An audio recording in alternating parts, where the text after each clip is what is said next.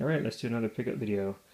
And just to kind of follow up on last week's kind of conversation, I was in Michigan all last week and I spoke to the boss and she approved getting a camcorder. So we're kind of on the lookout for one. I was initially looking at the Sony Handycam and I was looking up some reviews, and this one came with a projector built in and all that kind of stuff. And the reviews I was reading was really saying that at that price point, the Sony Handycam is actually underpowered compared to other similar type uh, camcorders in that price range.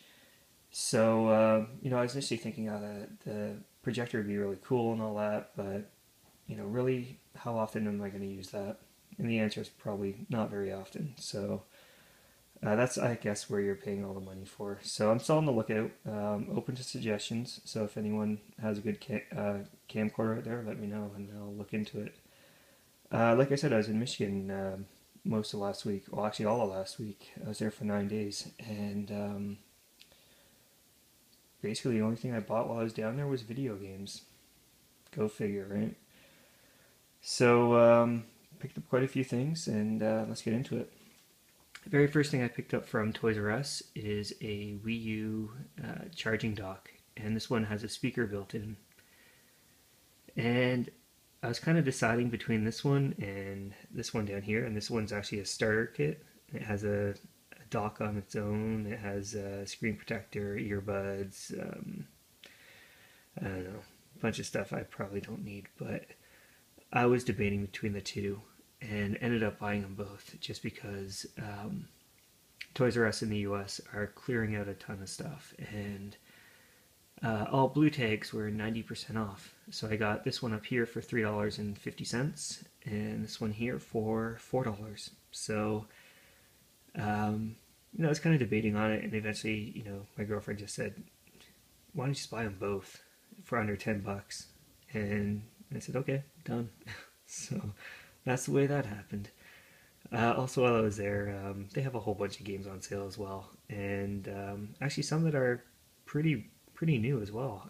I saw Call of Duty Ghosts and Assassin's Creed 4 both on the Wii U, but I mean those just came out in November, so they were on sale for, I think they were 70% off or 75% off. I have them on the PS4, so there's really no need for me to buy those. But I did pick up MotorStorm Apocalypse, and the reason I picked this one up is I'm actually a fan of the MotorStorm games, and I remember playing this in New York City before the actual game actually came out. We played a demo of it, and it was at a Sony store, and it was actually just blown away. We played it on a 3D TV, and we got to race around a little bit, and it was awesome. So, don't really see this game either in GameStop, either traded in or anything like that. It's just off the shelf, so I don't know if it didn't sell well or if people are just holding on to it. But I know reviews were pretty good on this, so I picked it up. Again, it was $15. Next up, I went to a GameStop, and a couple of them still have PSP games, and a couple are also have them in the case. So I picked up Dynasty Warriors Volume 2 for $4.49. I then checked out this one here. I don't really know too much about it. It's called Exit, and I got it for 89 cents. So, I mean, for that price point, I mean, why would you leave it behind? Also, while I was there, I picked up another copy of Virtua Tennis World Tour, and a couple weeks ago I picked this up. Ended up getting it in Canada for about $2, and I thought that was a great deal. I found it in the US a couple weeks later, and it was again 89 cents, so go figure. Next, I went to a Goodwill, and I found another copy of Battlefield 1942, the complete collection. And if you remember last week, I kind of struck out because I picked up. It's a very similar collection to this. I think it's missing Battlefield Vietnam in it, But other than that, it's the exact same collection, and if you remember, it was missing disc 1. So I tried again, and I found this at a Goodwill. It was $4, and I figured I'd pick it up. I did make sure that all the discs were there this time, and I double checked, I triple checked, and I made sure every single thing was in there. So this is complete. Yeah, again, I paid $4 for this. Next, at a Salvation Army, I picked up the House of the Dead 3, and I got this for obviously $4. I picked this up because it's a light gun shooting game on the Xbox, and there's only 3 of those for the system.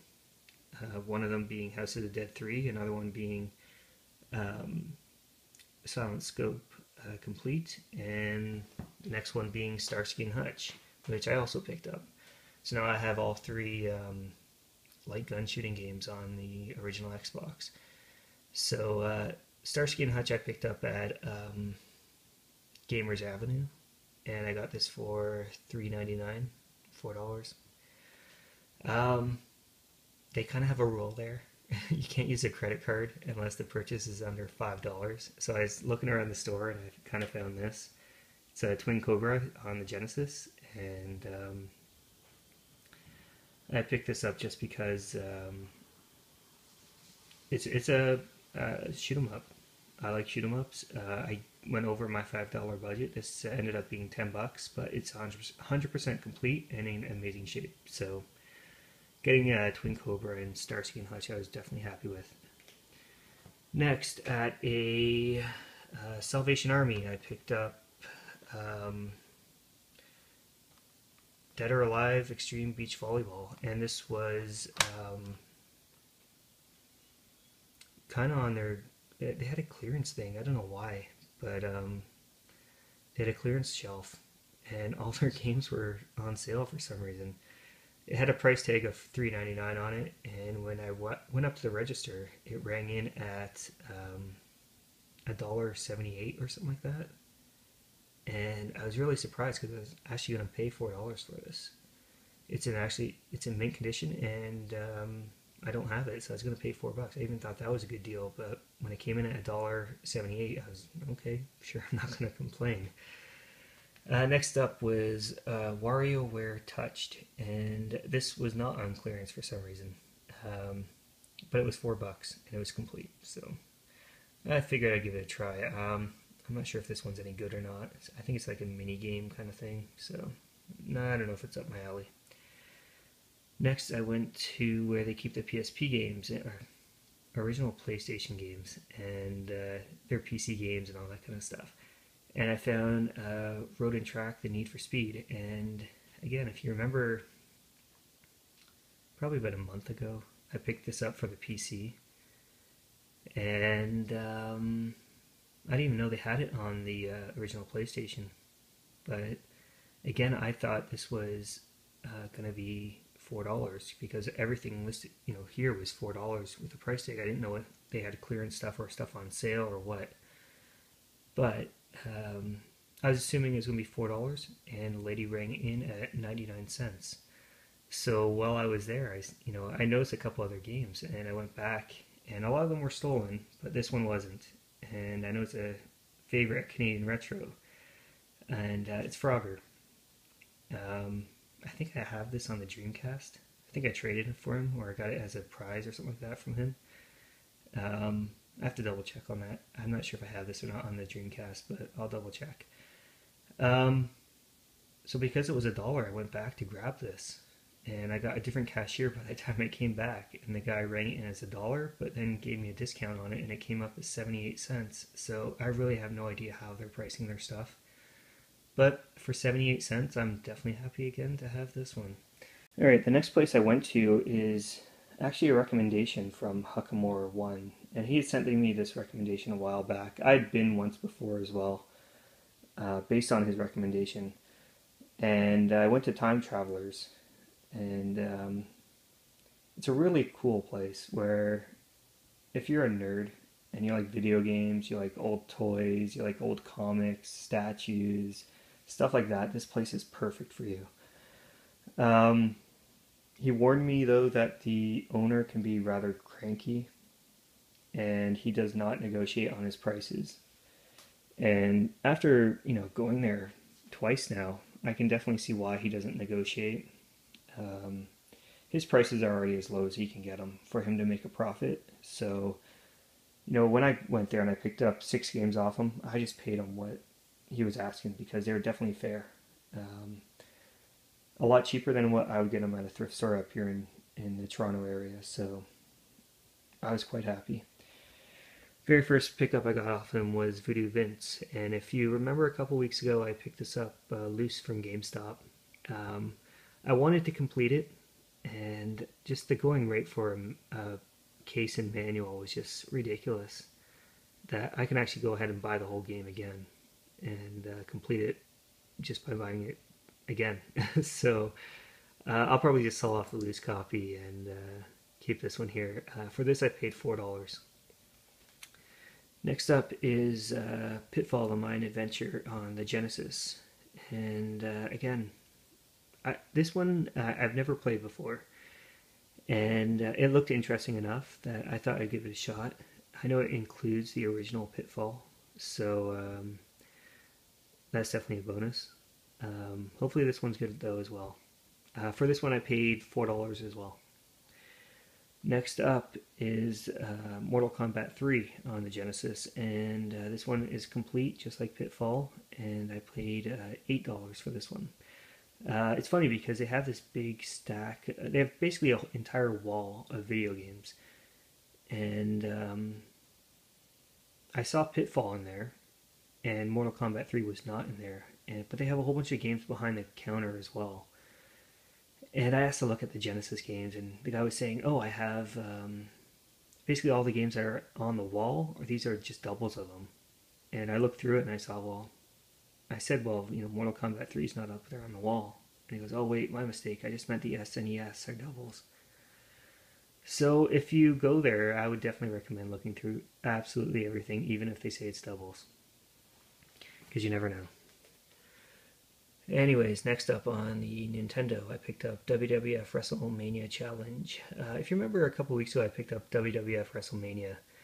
I mentioned this one was the better of the two. I remember playing this one a lot when I was a kid as well. It's an LGN game. Everyone bashes LGN, whatever. This one is a lot of fun. So I picked it up and it was $3. Next up was Kings of the Beach, and this is another one I played when I was a kid. Obviously a volleyball game with a very 80s cover or early 90s cover on it.